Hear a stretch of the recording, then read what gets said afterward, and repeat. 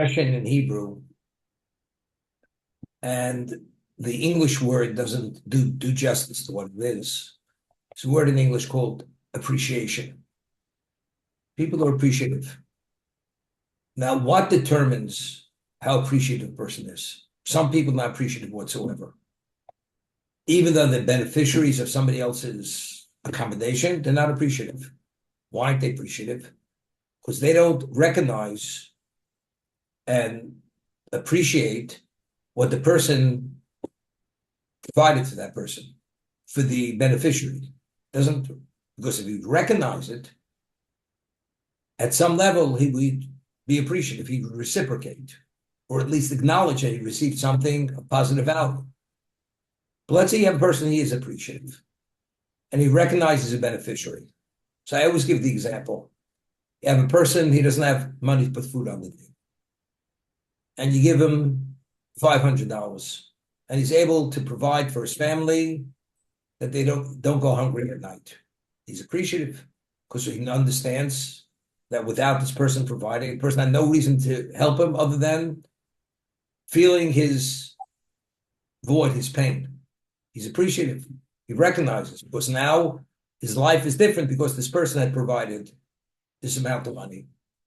Then you have another person who receives that money. The person gave him generously, and he takes 50% of the money to put food on the table, and the other 50% he invests, and within a month, he quadruples his money.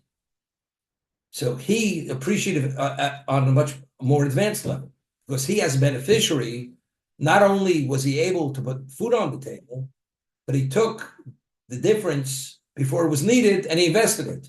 If this man wouldn't have given the money, he couldn't have invested it to have this tremendous return on his money. So he recognized he's even a greater beneficiary than the first person, because the first person, I'm beneficiary, I have food to feed my family. The second person, not only do I have food to feed my family, in addition, I have all this reserve that in the future I could be self-sufficient because of the profits that came in.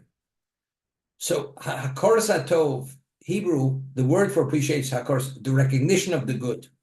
So each person in his own capacity, to the degree that you recognize to what degree you're a beneficiary, that will determine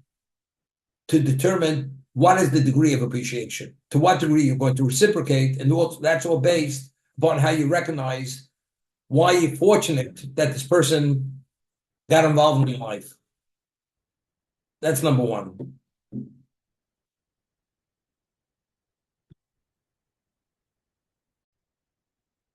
Well, not appreciative, although they recognize the good that was provided for them, because they say, and they understand, because they don't want to reciprocate, the way they process it is by saying, this person had an ulterior motive. It's not that he really wants to help me. It's not he wants to be a provider so I should be able to help my family. He has an ulterior motive. He has an agenda. He wants something from me. That's why he provided. The moment he sees it through that lens, automatically, he doesn't see himself as, although he is a beneficiary, but nevertheless, you didn't do it for me. You did it for yourself. As a result of that, that automatically shuts the person down that he's not going to reciprocate. I only reciprocate because you did for me. You didn't do anything for me. You may have given me something, but you didn't give it for me. For me, you did it for you. Therefore, I'm not appreciative. Many people are not appreciative. They can't deny that they are where they are because of the amount of money they earn. And they only earn the money because they were hired. But they said, look, I work for my money. Why should I be appreciative?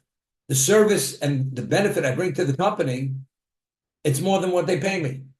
So why should I be appreciative? They're only paying me because I'm effective, I'm productive. If not, would they pay me? Would I get the bonus if I wouldn't be a rainmaker? So this person, the way he's seeing it, this person really is a flawed person. He's flawed because even though he sees that he is a beneficiary, but because he doesn't want to see it as he should see it, this person is not going to reciprocate under any circumstance. And if he does do something, it's all because he realizes if he doesn't, his position is in jeopardy. That's why he's going to reciprocate. but he's not reciprocating. He's paying homage because if not, he'll be terminated.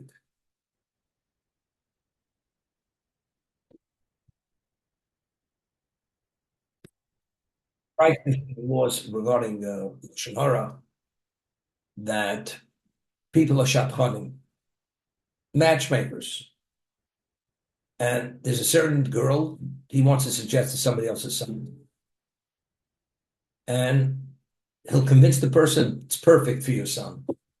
And the person who's suggesting has a son also. He said, what about for your son? You would never consider for your son, so why are you considering for the other son? Because you see there's certain shortcomings, but you don't share it with that person that you're trying to convince. But if you truly be honest, what you don't want for yourself, what do you want for the other person? Because I'm doing something good. I'm a good doer. You're a good doer, do it for yourself. The answer is it's not. Because when it comes to the other person, there's a lack of consideration. Because he's less considerate, therefore for him it's good enough. For me, it's not good enough. You know, I know something. People, sometimes you have to look yourself in the mirror to see exactly why yes and why not.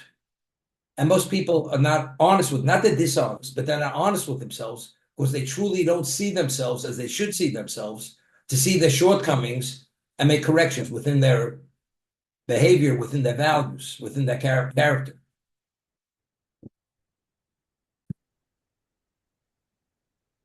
A person who's selfish, really selfish, the issue is he's concerned about one person, himself.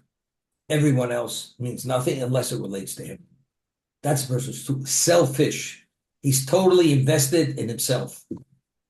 It's an extreme level of self-investment. Lack of consideration is you don't think about things. But if you would think about them, then you would behave accordingly.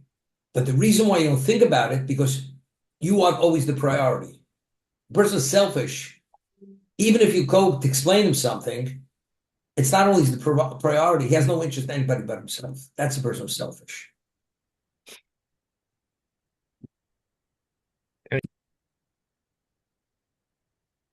Years ago, I told the story. Larry was in the real estate business.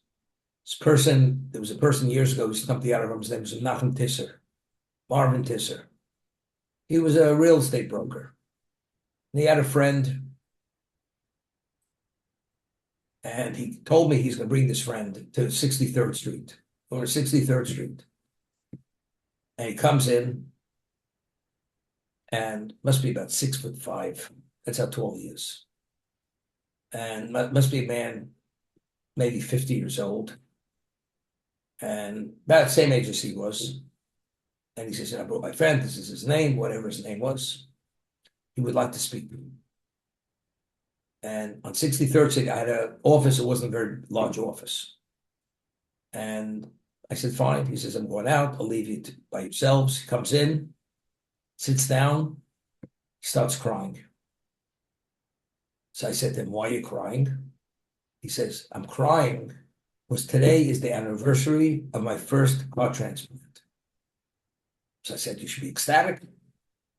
You're alive today because a year ago you had a heart transplant. He says, no, my body's rejecting the heart. And they say I need another heart transplant. And it's not so clear whether I will have another heart. And I may die. And I'm involved in my fourth marriage, and I have one child from my fourth wife, and he's going to be bar mitzvah at Schneier's, and I'm not sure if I'm going to live to the bar mitzvah. And he starts crying. So I said to him, with God's help, as God provided the first heart, be hopeful he'll provide another heart. And you'll make these sons bar mitzvah, and you'll live many good years. That's what I say to him. I said, I want to ask you a question. That you gained a year of life, that you received the first heart transplant, tell me how you thanked God. How did you thank God? How did you say thank you? He says, well, this man is worth multi-millionaire, real estate holdings, other things, investments. He said, tell me, how did you thank God? Well, I gave a few $100s to charity. I said, a few $100s. I said, what about your Judaism? Did you do anything to be a little more Jewish for God? Because, as a kid, I went to Talmud Torah. They didn't agree with me, so I didn't do any of that. I said, a few $100s to the charity.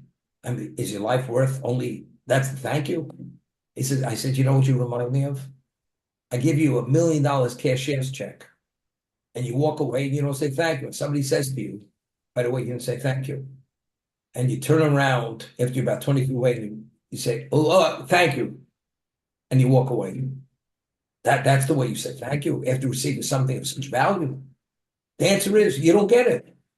If you truly be appreciative for what God gave for you, maybe you'd be in a better position to receive another heart. But I'm not sure where you're at. That was the end of the discussion. Factually, did not make it to his son's bar mitzvah. And his wife inherited all his money, or the kid inherited. How could you not say thank you? It's obvious. You're dying already. Pray. If you're out of shape, you're out of shape. You're out of touch, you're out of touch. So logically, it makes sense. But on a practical level, hands-on, he's not there. And this is not uncommon.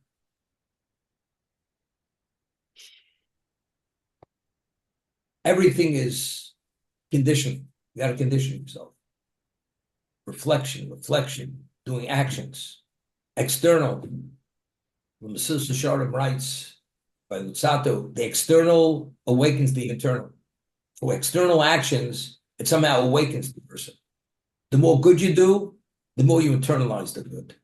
If you don't, it's all abstract, it remains abstract. That's the way it is. Everyone.